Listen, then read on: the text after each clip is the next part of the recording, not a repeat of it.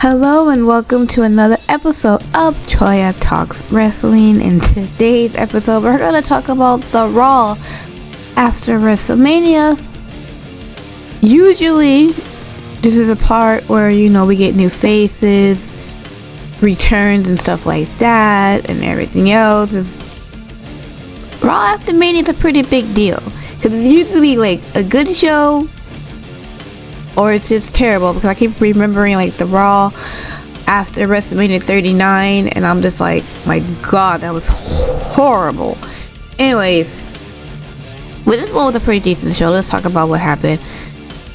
So let's start with the ladies first, as always. So we had the Kabuki Warriors versus Io Sky and the new WWE Women's Champion Rhea Ripley. We'll talk more about that on her win on Thursday, with Tim. Anyways, they had a match.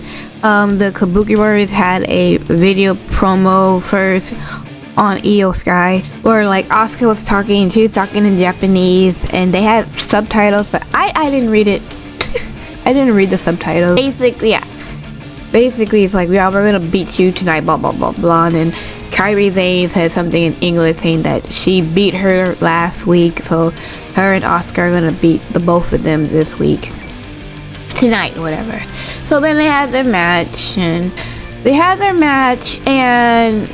it ended up with Rhea doing the riptide on, I believe it was Kairi, and then tagged in Io, and then Io did the over the moonsault and got the pin, and then that was it, and they left. And I think Asuka was yelling at fucking Kairi and stuff like that. So later on in the show, we had Io Sky and Rhea Ripley in the back, and they were saying their goodbyes and saying, you take care of things here on Raw, and I'll be a champion over on SmackDown. And Io's like, yeah, you be the best champion ever. You take care of your business. I'll take care of things over here and everything else. And I'm just like, all we needed was like some like background sad music or something like that, like fucking Bette Midler's Beneath My Wings song or whatever, and everything else, and the sunset at the background, and everyone just crying. I'm like, oh my god, can we break these two up? I'm sick of them. I'm sorry. I might be the only one. I'm just sick of it. Anyway, but yeah, they were saying goodbyes and everything else like that, and then Rhea Ripley gets her suitcase, and I'm like, why are you getting your suitcase? I am pretty sure you're gonna freaking see Io like next week. Io's gonna be on SmackDown this Friday or something like that. But whatever, let's just play the part. Let's just play a role. And as she's leaving, right? So Rhea Ripley's leaving and everything else, and you see Liv Morgan with her title, because yes, she won as well. And she tells Rhea Ripley, says, hey, I'll see you around. And Rhea's like, I look forward to it. So there's a little tease there. So we might see these two ladies go at it at Crown Jewel for like champion versus champion in the near future. But speaking of Liv Morgan, let's talk about Liv Morgan. So like I said, she won her match against Stephanie Ventura. So she's now the new women's world champion, and she and the rest of Judgment Day went to go celebrate out into the ring, and they were celebrating. She was thanking her family. She even thanked Stephanie Ventura for proving that Liv Morgan is the best women's champion of all time. And then we hear Sol Ruka's music come out, and she got a good pop. She got a good pop in Vegas. Everybody knows her and everything else. They're like, yay, and everything else. It's like, what are we doing? And she comes into the ring, and basically it was like, hey, Liv, you did great. You deserve it. Congratulations. I've been a really big fan. I've been looking at your work, blah, blah, blah, blah, blah. And Liv Morgan's like, oh, that's so cute and everything else like that, but like, how dare you come in here and interrupt the celebration between me and my family? She's like, I appreciate your kind words and everything else, but I'm gonna say this as nicely as possible. you will never be Liv Morgan and everything else.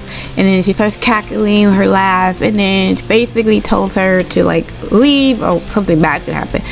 And so Ruka's like, look, I just came here to give you some grace and everything else like that. I'm not here to start any trouble, I'm not here to start any fights, but I'm also not here to back away from one as well. So then they start getting into each other's faces a little bit, and then here comes Adam Pearce, and Adam Pearce like, whoa, I see what's going on here, looks like you guys want to see a fight. And I'm thinking to myself, wow, Adam, wow, this is where they pay the big bucks for. It's like, no, Adam Pearce, obviously we don't here to see a fight, we came to see some ads. Why would we want to see wrestling on a wrestling show when we can look at ads? But anyways, if you watch WrestleMania, you would know what I'm talking about. Anyways, so, you know, Adam Pearce made the match saying that Liv Morgan will go against Ruka and everything else like that. By this time, Dominic and JD left already. I think they had like a match or something going on, I forgot, later on in the show. So it was this Liv Morgan with R&R, Raquel and Roxanne, and then Ruka. It was a great match. It was a perfect match. If you watch Ruka, she likes to do a lot of high flying flips and stuff like that. It was great. The crowd was eating it up and everything else. And goes towards the end of the match where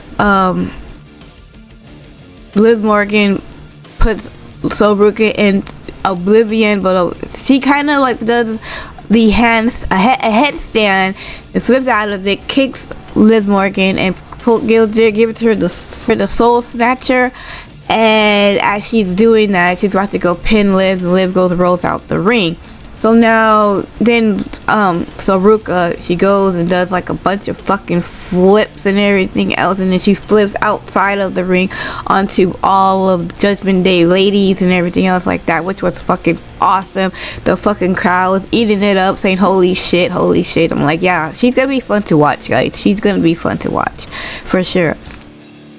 So then she puts Liv back into the ring, and then here comes Zarya, and Zarya comes and attacks her while Jessica Carr is dealing with Liv Morgan. I guess Liv Morgan was hurt, blah blah blah. So Jessica Carr, who was the ref, did not see Zarya attacked Ruka. And the reason why she attacked Ruka, because I think tonight on NXT they have a Iron Woman match, or a last woman standing money match. I don't know which one it is. I know it's one of those two match tonight. So she attacked her and throws her into the ring post or whatever, and everything else. So now Ruka's laying down on the ground, and then here comes, and then Zarya leaves, and then here comes Jessica Carr, the ref, and she's like looking at Ruka like.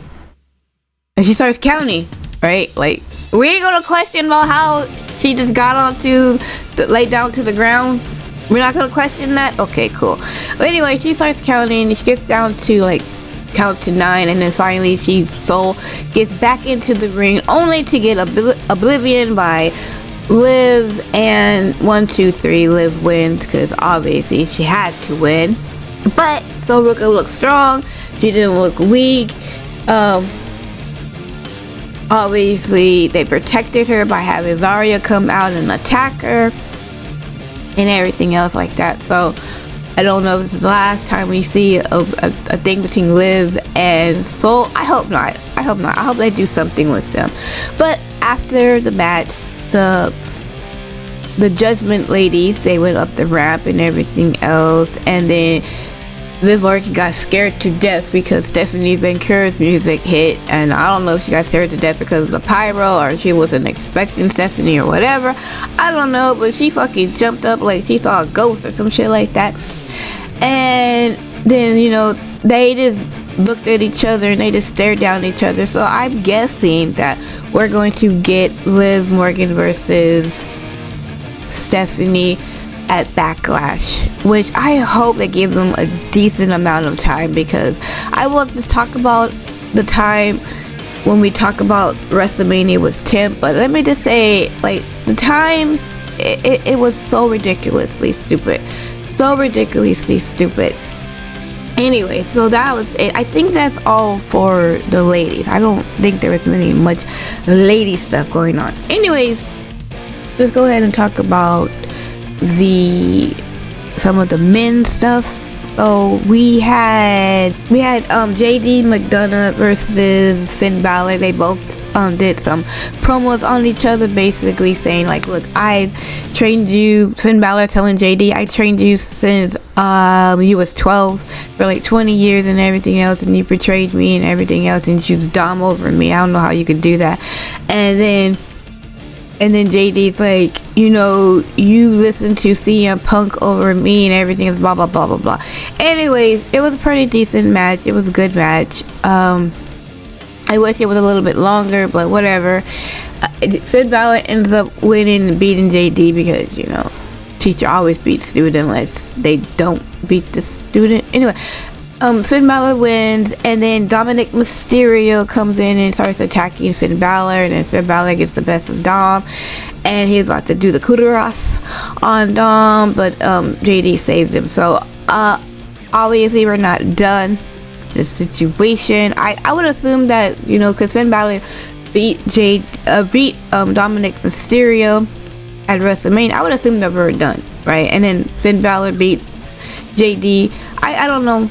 I just want like JD to do something, not JD, but like Finn Balor do something else, going after some titles or something like that. I don't know, but we'll see. We'll see what's going on over there. We had a backstage segment with LA Knight and with Gunther. And Gunther was talking to, I think, Jackie Redmond, and basically saying, you know, I was asking him like, what's the deal with him and Paul Heyman, and he's like, there is no deal for me and Paul Heyman. He goes, he just owes me a favor, that's it. And then, you know, she asked him what the favor is and everything else like that, but he never answered. And then LA Knight comes in, and LA Knight's like, you know, he's like, I know what you want. You want that championship. You got your eye on that championship, because I got my eye on my championship too. He goes, you know, I know you won your match at WrestleMania. How I won my match at WrestleMania. Only thing is, I didn't have the help of another person to help me. So basically, because I didn't have help from another person to help me win my match at WrestleMania and everything else, unlike you. So basically, that makes you a loser. It makes me a winner and everything else, blah blah blah blah. Because he did his, LA Knight did his catchphrase and he leaves, and Gunther didn't look happy. But speaking of getting help at WrestleMania, let's talk about Paul Heyman and the Vision. So Paul Heyman, you know, he was talking about giving praise to Brock Lesnar because Oba family beat Brock Lesnar, and Brock Lesnar retired.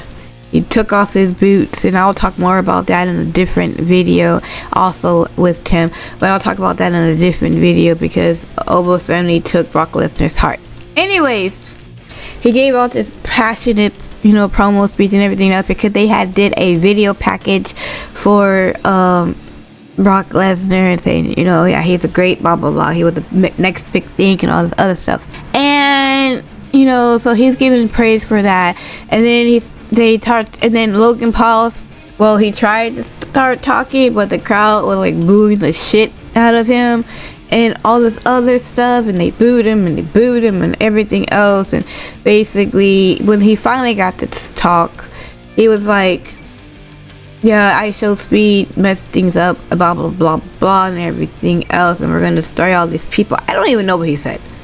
I forget. It doesn't matter. Anyway, so then Paul Heyman introduced the man who pretty much cut fucking Seth Rollins in half, Braun Breaker, because he came back at WrestleMania.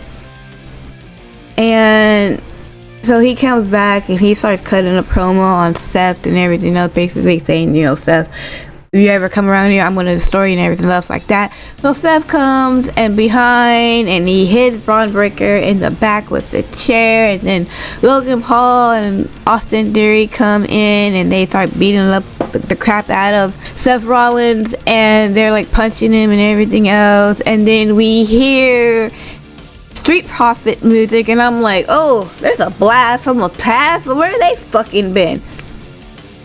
Right, and everything else, and they come in, and I'm just like, are they part of the new roster? And now are they on Raw now? I would assume so.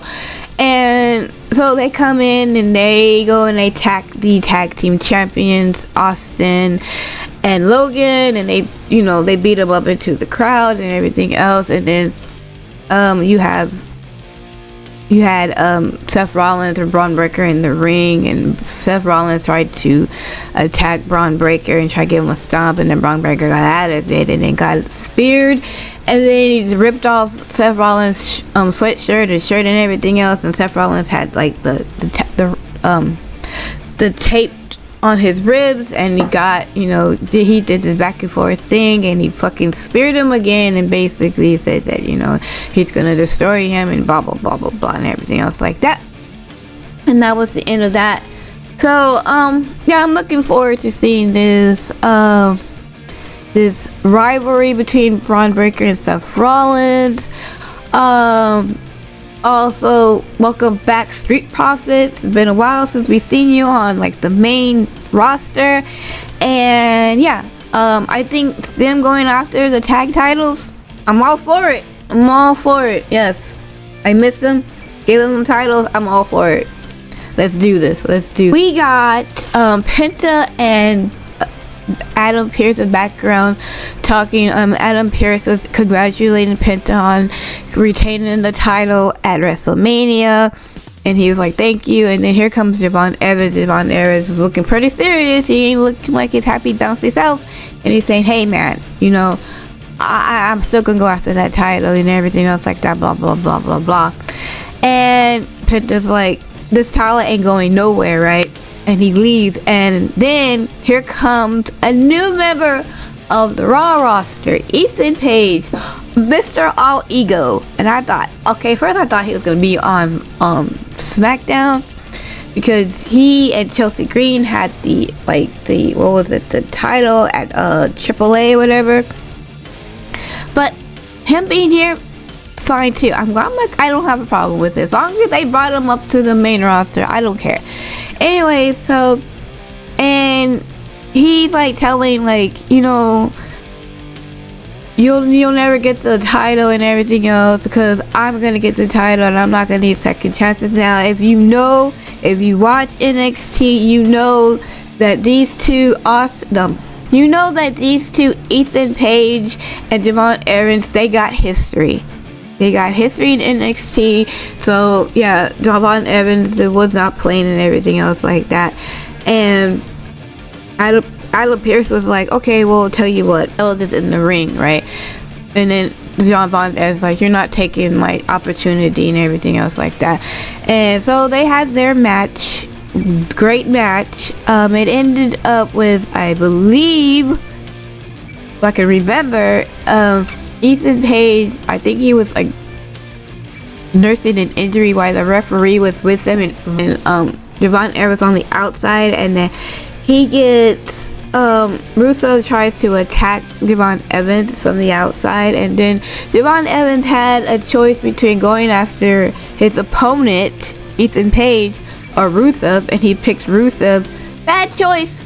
So Rusev got him and everything else, and then Ethan Page, I think he goes back into the, and then after Javon Evans goes back into the ring. By this time, Ethan Page gets Javon Evans in his finisher for the pin and the win, and that was it, and everything else. And then Rusev puts Javon Evans in the accolade, and then here comes Penta, and Penta tries to save Javon, and gets Penta and pretty much puts Penta through the roof, gives them to what's the name, Rusev, and Rusev puts him in an accolade and gets out of there, and then he lets go, and he gives him the Rusev picks up the title, holds it up, and Ethan Page is like standing there, and he gives Rusev looks at Page, and Page just kind of slips off the ring and backs up like, I don't want no part of this and everything else like that. And that was pretty much it. But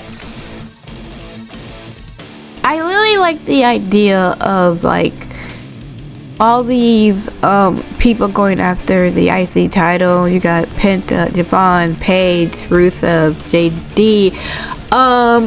Yeah, I think it's great. It's fantastic. We got in the beginning of the show, when we first start, we had Obafemi, and obviously Obafemi, like I said, he beat Brock Lesnar. He retired him. He didn't retire him. He ended his career. Ooh, career killer. Anyway, and he was getting all this love. People were just doing the strut and they're saying Obafemi and everything else like that. It kind of reminded me, only opposite, of when Roman Reigns beat The Undertaker and everybody was like booing the shit out of him for like 8 minutes. This was like everybody was cheering for Obafemi. I don't know how long, but it was a long time. I didn't really count. But anyways, all he said was, the ruler is here, drops the mic and leaves. No more needs to be said.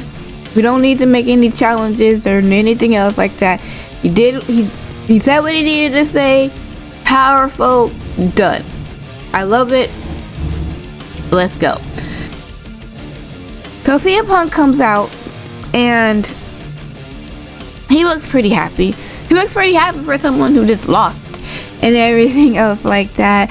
So he's like, talks about like, you know, losing things and everything else, like losing, like there's members of the WWE behind the scenes rather, that we don't see, that, you know, had died and are no longer with us and everything else. And he talked about the dog and his dog and blah blah blah blah blah. And he said he also lost the title. He says, but you know what, you know, but he said that's okay. He lost the title and everything else. He says that that's okay though, because, you know, he did the best that he could. He said he's still the best in the world because he did, you know, he gave it his all. He gave every little bit he could and everything else, but at the end it just wasn't good enough and Roman got the best, you know, Roman won. So it's like whatever. And it's like, he goes, but I'm not gonna go on vacation or leave or anything else like that. He goes, I'm gonna stay right here and everything else because, you know, I wasn't supposed to be champion in the first place, right? He goes, when Seth Rollins cashed in on me at SummerSlam, I figured, you know, the age of 46 or 47, whatever age he said, being champion for like 5 minutes, that's hell of a good for me, right? And everything else. And and then it's like Jey Uso could be standing here right now making this speech talking about how he lost his title to Roman and everything else. He's saying, and then I think the crowd started booing. He's like, hey, I like Jay. Okay, Jay, I like Jay. I like Heaty and everything else like that. Giving some Jay some, you know, some love or whatever. And you know, he's like, that's okay and everything else like that. Like I said, I'm gonna try. He says, I'm not going anywhere. I'm gonna stay right here because you never know when the opportunity might fall from the sky of another championship, right? And as he's saying this, he's about to leave and Cody Rhodes music hits and he looks surprised. I look surprised because I know Cody Rhodes had canceled WWE World or something like that appearance earlier that day or whatever, so I know he canceled that. So I'm just thinking he was just, you know, laying back because everything else, because of the injury of his eye or whatever. But he came and you hear this music, he comes out, you know, like lipping and like just look beat up. He got sunglasses on and everything else, and then he took the sunglasses off. Hey, oh, that's cool. Damn! Put your glasses back on. He did not put his glasses back on. Anyways, so he just looked messed up, right? He ain't doing the whoa and his thing. He got the pyroid and he just limping and he just looks. He looked like he lost WrestleMania. Even though he won, he beat Randy Orton. He got his title. He still has his title. He looked like he lost. He looked like he just got beat up at the bar or something. It just looked terrible. And he just looked so sad. And I'm just like, poor Cody. Poor Cody, man. I'm just like, I just wanted to give him a hug. I felt bad. I felt so bad for Cody. I'm like, damn, Cody. And everything else like that. But, you know, he goes and gets him a mic. And Punk is like looking at his eye and everything else like that, and he was like, you know, this is not the reaction I expected from you, honestly. And then Punk's like, what, you expect me to like crash out or something? And Cody Rhodes is like, yeah, kinda, yeah. And he's like, you know, it's like, you know, you over here looking all chipper and happy, and it's like, and I'm over here looking like a loser and everything else, and then looking sound like a loser. And then Punk's like, wait, do you want me to sound like a loser? And the crowd is like booing like everything else, and then Punk's like, relax, we're friends. It's like, no, I get it, I lost, it's understandable, I lost and everything else like that. But it's like, it's no big deal, Cody. It's like, I get why you're the way you are, because look, I beat Roman Reigns. Like I fought Roman Reigns. I don't like him. I hate him. That was easy. It's easy to beat up somebody you don't like, you know, and stuff like that. You know, obviously I failed and trying to keep my title. It is what it is. But you, on the other hand, you were beating, like, you beat a future Hall of Famer. You beat someone who was your friend, your brother, your mentor. That's hard. That's not easy. I can understand why you're feeling the way you're feeling right now and everything else, but it's like, nah, don't worry about me and everything else. Don't worry about me, Cody, and everything else. I'm gonna be fine and everything. And then they had it to where you see Cody Rhodes and CM Punk both looking at Cody Rhodes' tiger, and Punk's like, don't worry about me, Cody, because you never know when an opportunity might fall about a championship out of the sky, blah blah blah. And then he leaves the ring and everything else, and Cody Rhodes calls Punk, say, hey Punk, say when, and everything else. So Punk smiles and just leaves and everything else like that. So they have been teasing off and on about Cody and Punk, and I think that was the match that we were supposed to see this WrestleMania. So I could possibly see Punk moving to SmackDown, because as of right now, Punk did everything he can here on Raw. There's no more for him to do on Raw. He went with Roman, The Vision, all these other fucking people. Move him over to SmackDown. They can use the help. And I mean, Drew McIntyre might not like it, but I mean, Drew McIntyre will be gone, right? He's doing a fucking movie, so who cares? But yeah, I can't wait. So I can see this match being next WrestleMania at Saudi. Okay, so let's get to the last segment. We get a Roman Reigns at the end of the show. Wow, thank you for gracing us with your presence, Mr. Champion. Anyway, so Roman Reigns comes out of the SUV and he's walking towards the back, towards the gorilla, and there he sees his cousins. And we get the old Roman Reigns OTC theme song, and I'm like, oh no, they're bringing back the bloodline, aren't they?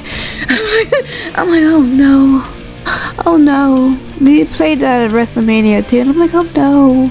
Anyways, they go up to the ring, and you know, he tells Las Vegas to acknowledge him, and Vegas acknowledged him. And then he's like, he was talking about how he was going to talk about some business, but first he got some family business. And he's looking at his cousin, and he's like, this is nice. He's like, I miss this. I miss us being together like this and everything else. And basically saying that we are better together than apart. And saying that we just not saying that he wants them to be like back him up or be by his side, but they just need to be together and everything else as a family. And Jimmy was like, you know what, you're the OTC, you're always in the OTC, you're the tribal chief, you're always the tribal chief, we always have your back. And then they dropped the mic and they went from one side to another side of Roman, and they put the ones up, and then as they put the ones up, you hear Jacob Fatu's music come on. And I'm like, oh, okay, what's going on over here? And Jacob comes out and everything else, and he's looking at Roman and the twins and stuff like that. And Roman Reigns is like, I'm guessing you come here to acknowledge me. And Jacob's like, nah, that ain't it. And he's like, alright, okay, cool. I guess you come here for this. And he's looking at the title. He's like, I guess you want this. And Jacob's like, no, I don't want it. I need it. He's like, I need that title. I want everything that you have. The cars, the houses. I want my kids to go to better schools, the money and everything else that comes with it. So he's like, tell you what, at Backlash, I'm coming for that. So he challenged Roman for his title, and Roman's like, look my guy, like, you know, you're doing a little bit too much here, you know what I mean? It's like, you know, I respect the passion and everything else like that, because you know what, you might beat me, you know, and win the title and everything else. It's like, can you handle the pressure that comes with this title and everything comes with it and everything else like that? I'm like thinking to myself, well, if Jay can handle it, I'm pretty sure Jacob could handle it and everything else. But what happens if you don't beat me? Are you gonna come and acknowledge me and everything else like that? And I'm like, I hope that Jacob don't end up going into being behind Roman in his thing. I hope not. I hope that's not where we're going. I'm like, I don't even want to see the bloodline again and everything else, because that's where bloodline on the Raw side now. We had bloodline for SmackDown, now we're gonna have bloodline for Raw. And it's like, when you're desperate for money and fucking views and shit like that, I guess. I don't know. Anyways, he told,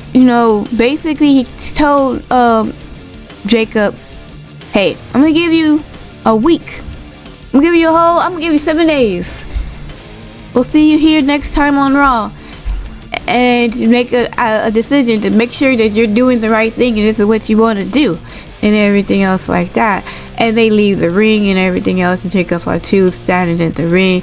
And then they leave the ring, and then they're going up the ramp, and as they're looking at Jacob in the ring, and Jimmy's like, man, don't worry, I'll try to talk to him and everything else. And then Roman's like, yeah, I don't know what's going on with him, try to talk some sense into him and everything else like that. So we'll see what happens. I'm pretty sure we're gonna get that match at Backlash, which I think Backlash is in May. And then we have May, and then there's main event, and then I think there's something else. There's so much shit in May. Anyways, but that was Raw. It was a good decent show. I enjoyed it and everything else like that. Like I said, me and Tim will talk about WrestleMania both nights on Thursday. So make sure to get that. But anyways, other than that, that is all for today. I am so out of breath for some reason. Like, I'm still kind of just getting over my sickness. I'm still sick. I don't know what's wrong with me. I need to go to the doctor. Anyway, thanks for watching. I hope you have a great rest of your day, and I will see you guys in the next video. Okay, bye.